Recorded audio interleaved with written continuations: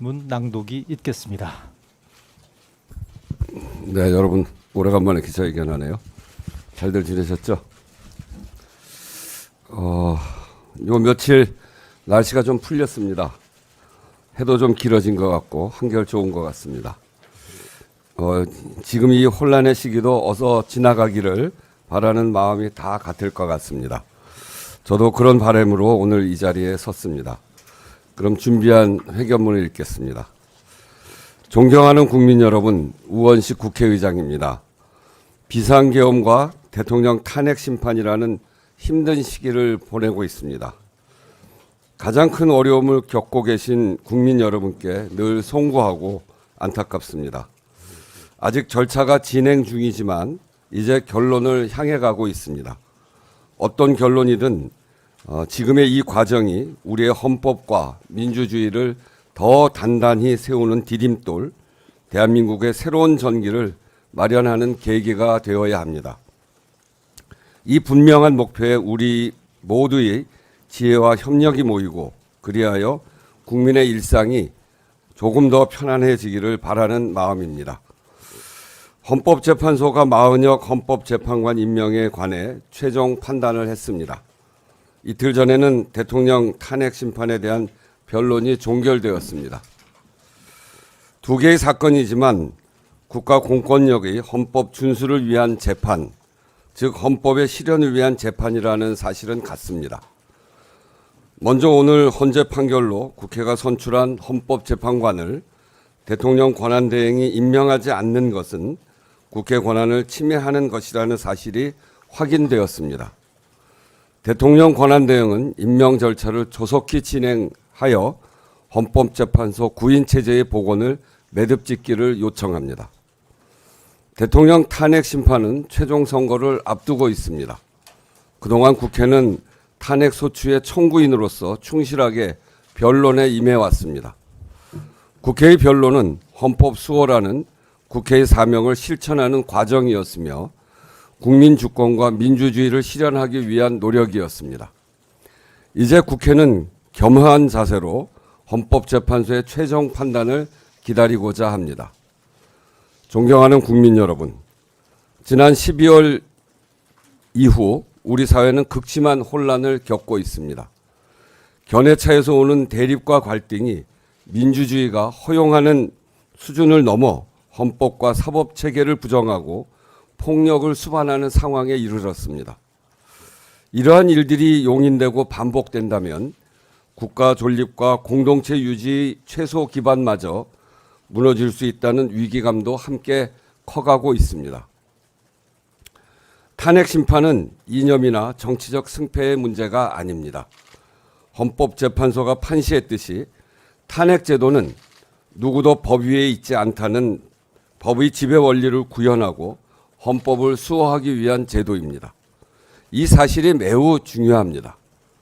이러한 헌법 제도에 대한 국민적 신뢰와 지지가 더 이상의 혼란과 위험으로부터 민주공화국을 지키고 국민의 일상을 보호하는 힘이기 때문에 그렇습니다. 치유와 회복의 과정도 바로 여기서 시작될 것입니다.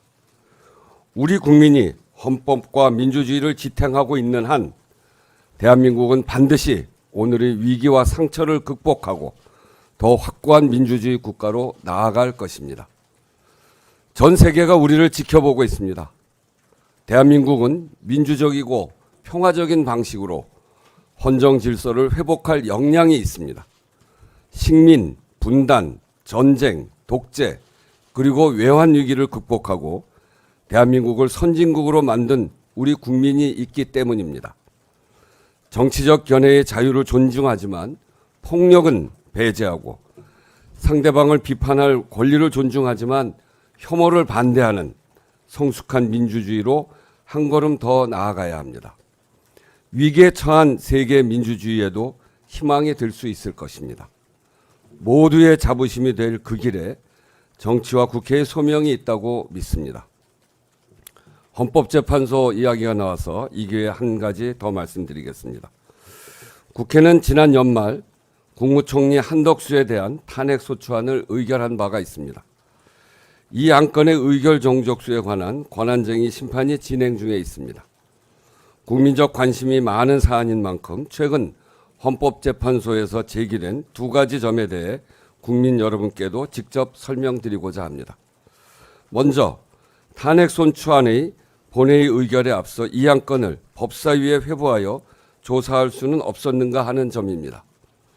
탄핵소추안의 법사위 조사는 본회의 의결로 가능합니다.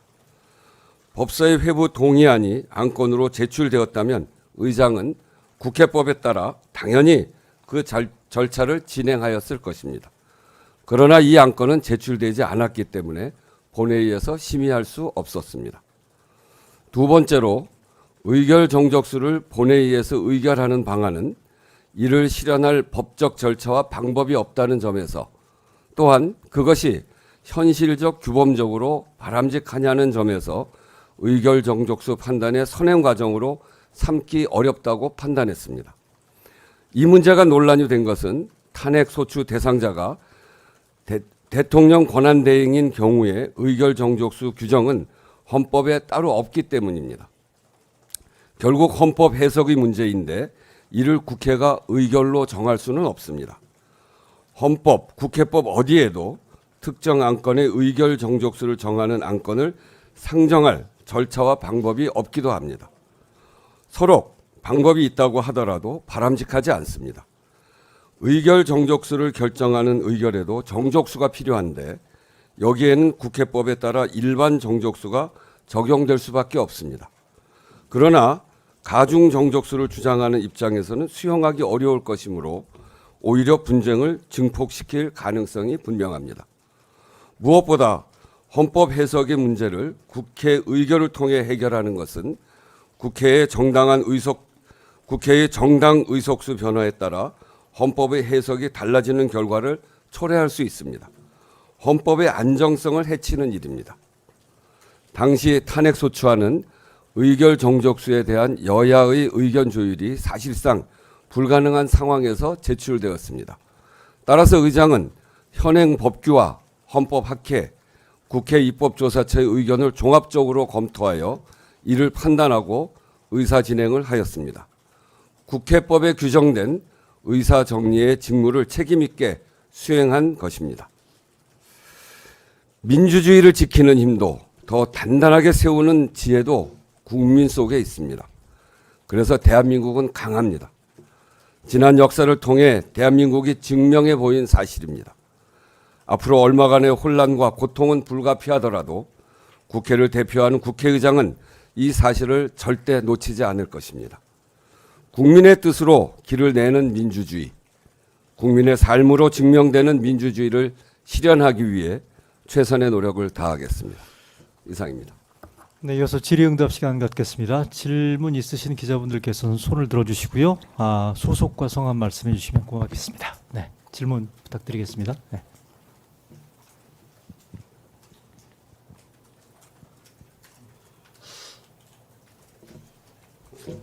너무 설명을 잘했나?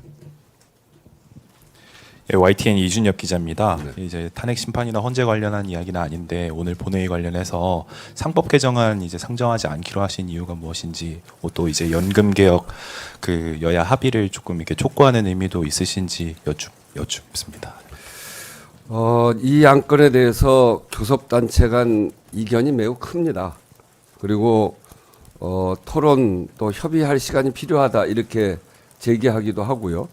그래서 국회의장으로서는 최대한 교섭을 할 수 있는 시간을 주는 게 좋겠다. 그래서 좀 더 의견을 모아봐라.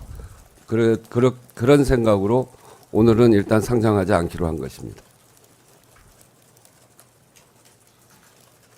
네, 다음 질문 받겠습니다. 네.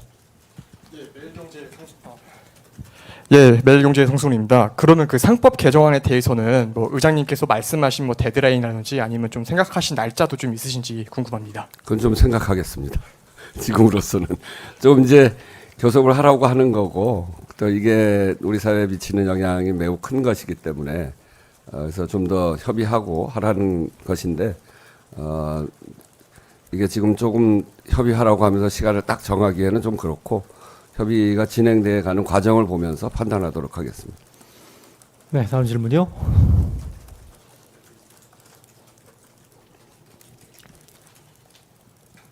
안녕하세요. 한결의 고경주입니다. 그 상법 개정안을 오늘 본회의에 상정하는 것에 대해서 어제 여야 회동에서는 따로 이야기가 된 바가 없을까요?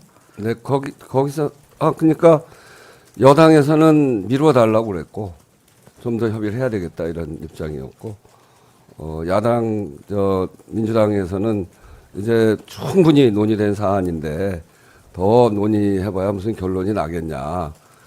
그래서 우리 처리하겠다. 뭐 그런 입장이었던 것 같습니다. 그래서 제가 양쪽의 이야기를 그 후에도 좀 더 들어가면서 일단 이번에는 좀 더 협의할 시간을 주는 게 좋겠다 이렇게 판단을 했습니다. 네, 다음 질문요. 네. 예, 의장님 동아일보 이지훈입니다. 내일 국정협의회에서 아무래도 그 연금 개혁 관련된 논의가 있을 걸로 예상되고 그리고 의장님께서 어떤 좀 중재안을 낼 것이라는 관측도 많이 나오고 있는데 혹시 좀 보관해 두신 게 있는지 그러니까 이것을 그리고 혹시 이 연금 개혁만 따로 떼서 보지 않고 뭐 지금 현안 뭐 추경이라든지 뭐 상법 개정안 뭐 반도체법 같은 다른 이슈랑 좀 연계해서 이렇게 협의를 좀 중재해 볼 의사도 있으신지 궁금합니다. 우선은 가장 좋은 거는 지금 이제 그 쟁점으로 또는 국정협의회에서 논의해야 될 안건들이 아주 크게 세 가지가 있잖아요. 추경 있고 반도체 특별법이 있고 연금 개혁안이 있고 이 세 가지를 처리해야 되는데 지난번에 추경은 원칙에 있어서 대체적으로 합의가 됐고 두 가지가 이제 쟁점이 크게 부닥쳐 있는데 우선은 충분히 협의해서 여야가 합의를 하고 타결이 돼서 처리되어지는 게 가장 좋습니다. 저는 내일 국정협의회를 할 때까지도 그렇고 합의할 수 있는지 그리고 합의를 요구하기도 하고 그렇게 해서 타결될 수 있도록 그 국회의장이 우선 노력하는 게 우선이라고 보고요. 그러고서 충분히 논의를 할 텐데 그러고도 안 될 경우에 우리 국민들이 지금 겪고 있는 민생의 고통이 굉장히 크고 더 이상 방치할 수 있는 수준의 그런 문제가 아니기 때문에 최소한 제가 지난번에 국정협의회 때 이야기했듯이 최소한 추경해야 된다. 추경은 꼭 해야 된다. 이런 생각인데 그런 일들을 관철하기 위해서 국회의장이 새로운 안을 내는 방안까지도 좀 고민하고 있는 것이죠. 그래서 우선은 가장 중요한 거는 양당이 협의를 잘해서 절충점을 잘 찾고 국민들의 민생의 관점에서 한 발씩 양보하는 그런 안으로 잘 절충점을 찾기를 우선은 바랍니다. 그리고 그 이후에 그래도 안 되면 그 이후에 그것을 조정해 가기 위해서 국회의장이 어떤 안을 던질까 하는 거는 한참 고민 중에 있습니다. 두 개를 다 연계해서 할지 아니면 또 하나 그 중에서 하나만이라도 띄어서 할지 뭐 하여튼 그런 것까지 포함해서 한참 고민 중에 있습니다. 네, 본회의 일정상 질문 한두 개만 더 받고 끝내겠습니다. 다음 질문 혹시 앞줄 아까